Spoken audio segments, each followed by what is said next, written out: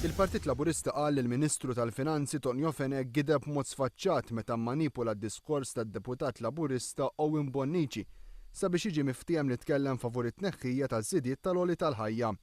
Waqt konferenza tal-ahbarijiet li ġiet organizzata l-ġimgħa, il-Ministru tal-Finanzi kwota b'mod qarrieq il-deputat il-Laburista Owen Bonnici. Qed jgħid ċar Owen Bonnici, lanqas dawk iż-żidiet mhux se jippermettu qabel ma l-ekonomija tfiq. Al kontrarju ta' dak li qal il-Ministru Tonio Fenech, Dr Owen Bonnici fl-intervista radjofonika kien qal li l-Partit Laburista qatt ma qal li jrid ineħħi ż-żidiet tal-għoli tal-ħajja jew li jifriża l-minimum wage. Joseph Muscat, id-domanda tiegħu kienet jekk jollix il-minimum wage. Mhux jekk ineħħix iż-żidiet tal-għoli tal-ħajja, mhux ovvja il-żidiet tal-għoli tal-ħajja ħantuhom tant li ħantuhom illi meta nħarsu ftit lejn l-istorja. Lorenz Gonzi u l-Partit tiegħu 25 sena fil-gvern, qatt ma żied il-paga minima tneħħi l-żidiet tal-għoli tal-ħajja. Aħna konna li vvintajna l-paga minima bħal Partit Laburista, allura meta nitfgħu kollox fil-miżien, ċertament żgur m'għandux Lorenz Gonzi biex jitkellem.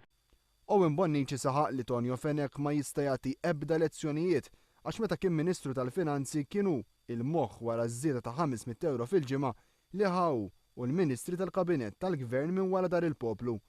Bonnici fil-waqt li qal il-Partit Laburista jikkundanna dan il-gideb sostna li l-poplu jixraqlu klassi politika aħjar minn dik li qed joffri Gonzi PN. Min-naħa tiegħu id-deputat Chris Cardona qal li l-messaġġ li qed jibgħat Gonzi PN huwa wieħed li qed jagħmel ħsara kbira lill-istabilità ekonomika ta' pajjiżna. Cardona qal li l-pożizzjoni tal-Partit Laburista hija waħda responsabbli u li ntilfet opportunità storika li jintlaħaq konsensus fuq it-triq il qudiem fl-ekonomija. U dan meta kien l-istess Tonio Fenech li f'Marzu tal-2010 fil-preżenza tal-Prim Ministru kien iddikjara li jekk tola l-paga minima jinħolqu l-problemi u mhux ikunu solvuti.